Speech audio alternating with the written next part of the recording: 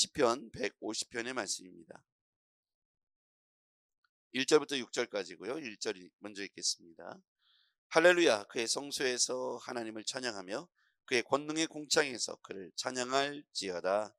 그의 능하신 행동을 찬양하며 그의 지극히 위대하심을 따라 찬양할지어다. 나팔 소리로 찬양하며 비파와 수금으로 찬양할지어다. 소고치며 춤추어 찬양하며 현악과 퉁소로 찬양할지어다. 큰 소리 나는 재금으로 찬양하며 높은 소리 나는 재금으로 찬양할지어다. 호흡 있는 자마다 여호와를 찬양할지어다. 할렐루야. 아멘. 네. 이 매일 성경을 우리가 이렇게 읽다 보면 매일 성경은 4년 주기로 한번 이렇게 전체 성경을 반복하게끔 구성이 되어 있습니다. 창세기부터 요한계시록까지 전체를 묵상하는데 4년 정도. 그러면 우리가 벌써 성경을 그렇게 1독, 2독, 4년에 한 번 주기로 할 수가 있겠죠. 묵상을 전체 하게 되고요. 그런데 하다 보면 미가서라든지 에스라서라든지 느헤미야서라든지 미가서 같은 경우는 예언서에 해당하니까 읽다 보면 어려울 때가 있어요. 그리고 뭐 아가서라든지 이런 거 할 때 잘 이해가 되지 않고 어려울 때 등장하는 게 있습니다. 그게 시편을 거기다가 이렇게 편집자가 끼워 넣습니다. 미가서 하다가 갑자기 이제 시편이 딱 나오죠. 한 20일 정도는 또 시편을 하다가 또 어려운 에스라서로 넘어가고 이렇게. 왜 그럴까 보니까 어려운 걸 묵상하다 보면 자꾸 이렇게 더 이렇게 위축되고 못 깨닫고, 그러니까 그때 하나님을 찬양하라 하고 또 시편을 딱 넣어줘요.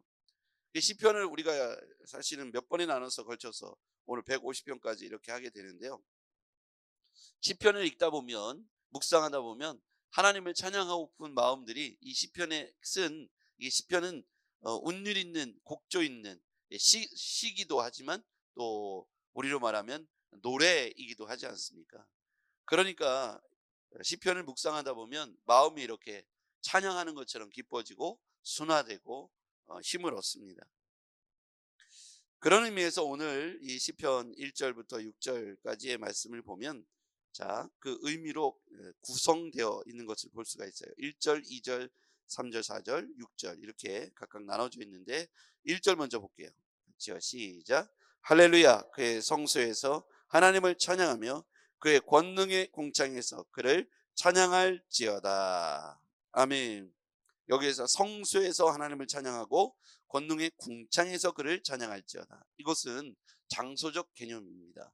성소는 어디냐면 거룩한, 성막이 거룩하잖아요. 근데 성막 안에서도 또 거룩하게 구별된 하나님의 임재 장소가 있는데 그게 바로 성소입니다. 거룩히 구별된 장소라는 뜻이죠. 거룩한 장소. 그것은 왜 거룩해졌냐면 하나님이 임재하시니까요. 성소에 지성소, 성소 두 군데로 나눠지는데, 지성소는 법궤가 있으며 대제사장이 1년에 한 번 들어와서 제사하는 곳이 바로 지성소이고요. 성소는 그 앞에 있으며 제사장이 와서 집례하는, 제사를 집례하는 곳이 바로 성소입니다.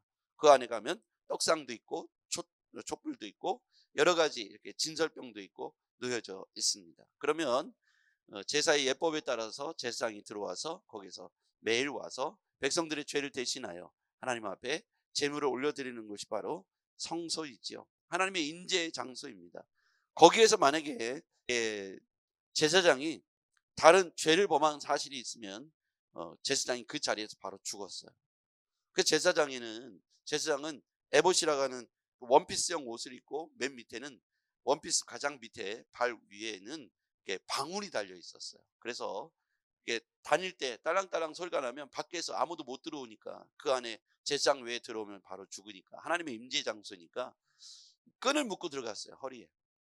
그럼 이제 밖으로 소리가 안 나면은 끄집어 당겨서, 소리가 안 나면은 당기는 거예요. 그럼 그 사람은 죽어 있는 거예요. 그만큼 거룩한 임재 장소, 성소에서 하나님을 찬양하며 하나님의 임재를 말하죠. 권능의 궁창이 어디입니까? 인간이 타락하기 전, 하나님의 심판, 물로 심판하기 이전에는 궁창으로 이루어져서 물층이 있었다는 거예요. 그래서 그 이전에는 이 궁창, 이 물층이, 하늘에 물층이 있어가지고 태양이, 그 자외선이 가시광선이 그 자리를 통과하지 못했기 때문에 인간이 노화되지 않아서 수명이 900살, 800살, 700살 이런 인류가 있었다는 것이죠. 그러니까 궁창은 물증입니다. 그때 하나님께서 노아의 심판 당시에 이 궁창에서 물이 쏟아지게 하심으로 전 세계에 홍수가 나게 하셨던 것이죠. 궁창은 뭐냐면 하늘에 물을 담는 장소였습니다. 하늘에 물을 담아두는 것, 궁창이죠. 하나님의 주권, 하나님이 다스리시는 세계, 그 아래에 있는 모든 것들을 다 하나님을 찬양하라. 성소에서 찬양하라, 궁창에서 하나님을 찬양하라. 권능의 궁창에서 그를 찬양하라. 그러니까 성소와 권능의 궁창은, 성소는 하나님의 임재를 말하고 궁창은 하나님 물을 담아주시는 전 세계의 둘레 감고 있는 물층을 말하는데, 거기에서 벗어난 인간은 아무도 없다는 거예요. 그러니까 모두를 말하는 거예요. 궁창 아래, 궁창에서 모두 하나님의 임재, 하나님의 다스리심, 하나님의 권능의 모든 날개 아래 있는 인류 모든 사람들은 다 하나님을 찬양하라. 거기서 예외된 사람이 있을까요, 없을까요? 없다는 거예요. 그러니까 나만 찬양할 것도 아니고 너만 찬양할 것도 아니고 우리 모두는 하나님을 찬양해야 된다. 여러분, 새들은 하나님을 찬양하지 말아야 될까요? 새들도 찬양해야 되는, 꽃들도 찬양해야 되는 거죠. 그래서 은혜를 받고 문을 열고 나가 보니까 새들도 찬양하고 있고 꽃들도 찬양하고 있는 것처럼 제 눈에 보였다고 제가 은혜를 나눴던 적이 있는데요. 이와 같이 모든 만물은 하나님의 창조 아래, 말씀으로 창조된 창조 아래 피조물이지 않습니까? 하나님의 피조물.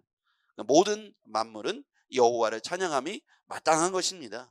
그런데 잘못 알고 자기가 주인 된 것처럼 착각하면서 주인 노릇하고 있다는 것이죠. 그게 인간의 죄 이후의 모습 아니겠습니까? 성소 아래, 성소는 거룩히 구별된 임재 장소라고 했고요. 궁창 아래, 모든 것이 하나님이 주인 되시는 권능의 날개 아래에서 우리는 하나님을 찬양해야 됩니다. 장소를 막론하고 하나님을 찬양해야죠. 자, 그 다음에 뭘 찬양하냐면 두 번째 2절입니다. 같이요, 시작. 그의 능하신 행동을 찬양하며 그의 지극히 위대하심을 따라 찬양할지어다. 아멘. 능하신 행동, 창조를 포함한 모든 것을 만드시고 행하시고 지금도 이끌어 가시는 능하신 행동을 찬양하라. 여러분, 인류 최초에 지금까지 창조를 담당하신 분은 하나님밖에 없습니다. 말씀으로 이 땅에 있게 하실 수 있는 능력자가 하나님 외에는 없죠. 사상이나 생각을 전파한 사람들을 우리는 성인이라고 표현도 하고, 사람들이 추앙하는 인류의 어떤 깨달음을 얻었다는 사람들의 이야기도 있습니다. 우리가 알고 있는 어떤 4대 성인이라고 말하는 세상 사람들이 만들어낸 어떤 그런 인류의 조상들 중에 그런 똑똑하고 철인 깨달은 사람들도 있을 수 있죠. 그런데 그들 또한 누구에게 지음받았을까요? 노노 맹자 이런 사람들도 과연 스스로 존재하고 스스로가 말씀으로 세상을 창조했다 이렇게 말할 수 없죠. 인류의 근원을 풀어낸 사람은 아무도 없습니다. 결국 능하신 행동 아래 생각을 좀 더 깊이 한 사람의 어떤 이야기를 사람들이 신뢰하고 신으로 섬기고, 중국에 가보니까 관우상이 그렇게 많더라고요. 관우. 그 삼국 시대에 유비, 관우, 장비, 그 관우를 신으로 모시는 그 절 사당들이 그렇게 많더라고요. 그러니까 관우상을 만들어 놓고 절을 하고, 그러면 존재한다면 관우는 또 어디서 왔을까요? 사실은 이와 같이 창조주 하나님을 기억하면 누구를 섬기고 바위에 가서 절하고 나무에 가서 절을 하고 우물이나 사람들이 생기는 어떤 그 형상에 가서 절을 할 이유가 하나도 없는 것이죠. 그것은 다 우리 하나님께서 창조하신 것이고 우리에게 위임해 주시고 맡겨주신 것들인데, 그것에게 절을 하고 그를 하나님으로 섬기고 받드는 것들은 잘못된 생각, 하나님에 대한 존재를 모르기 때문에 그렇게 하는 것이죠. 창조를 포함한 능하신 행동을 하신 하나님을 우리는 찬양해야 합니다. 지극히 위대하신 힘을 따라 찬양해야겠죠. 스스로 만물 위에 계시고 모든 것 위에 뛰어나신 하나님을 찬양해야 하겠습니다. 그러면 우리는 그런 하나님을 찬양하는데 어떻게 찬양할까요? 3절, 4절, 5절 최대치를 모아서 모든 악기로 하나님을 찬양하라고 말하고 있어요. 같이 읽어볼게요. 시작. 나팔소리로 찬양하며 비파와 수금으로 찬양할지어다. 소고치며 춤추어 찬양하며 현악과 퉁소로 찬양할지어다. 큰 소리 나는 재금으로 찬양하며 높은 소리 나는 재금으로 찬양할지어다. 아멘. 모든 악기를 총동원해서 하나님을 찬양할지어다. 모든 은사, 재능을 총동원해서 주의 나라, 주의 몸된 교회를 위해서 쓰임받는 것이 복이고 기쁨이 되는 것이죠. 우리는 각자 있는 자리에서, 주신 자리에서 모든 최선을 다해서 하나님을 찬양해야겠습니다. 여러분, 우리가 은사가 각각 다르죠. 재능이 각각 다릅니다. 여기 보면 악기가 각각 다르잖아요. 나팔, 비파, 수금, 소고, 현악과 퉁소, 큰 소리 나는 재금, 높은 소리 나는 재금. 악기가 종류별로 다 있는데 모든 당시에 잔치에 버리고 축제를 벌일 때 쓰는 좋은 악기들을 다 동원해서 찬양하라. 소고치며 찬양하고 춤추며 찬양하고 높은 소리 나는 재금으로 찬양하고 낮은 소리 나는 재금으로 찬양하고 이렇게 모든 좋은 것, 각양 좋은 악기들을 동원해서 하나님을 찬양하라. 여러분, 악기가 이렇게 각각 소리를 내는 것이 다르고 또 어떤 음역대가 다르고 사람의 마음과 감정을 다스리는 것이 다르지만 그 모든 것들을 동원해서 최고이신 하나님 앞에 최선을 다해서 높여 찬양하라고 말하고 있어요. 우리도 또한 똑같습니다. 사람마다 다르잖아요. 이렇게 또 저런 은사, 이런 은사 각양 다릅니다. 근데 우리는 자기가 잘하는 걸 생각하지 않고 못하는 것을 탓하는 사람이 있어요. 어리석은 것 같아요. 자기에게 주신 은사가 가장 베스트요, 좋은 것이요, 최선의 것이잖아요. 그러면 바이올린을 못 치는 걸 부러워할 게 아니라 내가 기타를 잘 치면 기타를 가지고 하나님을 찬양하면 되듯이 우리가 하나님 앞에 내가 잘할 수 있는 걸 가지고 하나님 앞에 찬양하는 것, 높이는 것, 삶으로 올려드리는 것, 삶에서 하나님을 증명해내는 것, 이것이 바로 모든 악기로 하나님을 찬양하고 하는 것과 같은 이치라고 저는 생각합니다. 우리의 삶에서 내가 잘할 수 있는 것으로 하나님 앞에 올려드리는 거예요. 삶으로 살아내는 거예요. 그걸 교회 안에서 열심히 봉사하고 협력하는데 내 은사를 사용하면 그것들로 인해서 하나님이 찬양을 받으실 줄 믿습니다. 섬기기를 잘하는 분은 열심히 섬기십시오. 노래를 잘하는 분은 열심히 노래로 하나님을 찬양하십시오. 음식을 잘하는 분, 차를 잘 운전하는 분, 시설물을 잘 유지하고 보수하고 관리하시는 분, 전기를 잘하는 분 많지 않습니까? 이런 분야로 나누면 각자에게 갖고 있는 자격증이나 은사나 재능을 따라서 하나님 안에서 그걸 가지고 쓰임 받으면 되겠죠. 침을 잘 놓는 분, 미용을 잘 하시는 분, 그것이 나에게 이거 교회 안에서 이걸로 뭐 쓰임 받겠어 라고 말할지 모르지만 그렇지 않습니다. 교회는 섬기고 나누고 베푸는 곳이어서 그런 은사를 따라서 교회 안에서 쓰임 받을 수 있는 일들이 굉장히 많습니다.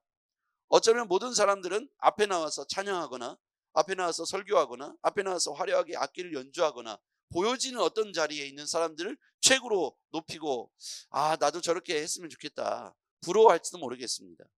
그러나 하나님은 나팔도 귀하게 여기시고 비파도 수금도 소고도 현악과 통소도 재금도 어느 것 하나 천하고 귀한 것으로 여기지 않으시고 그들의 가장 베스트, 최선을 가장 좋은 것으로 받아들이신다고 저는 믿습니다.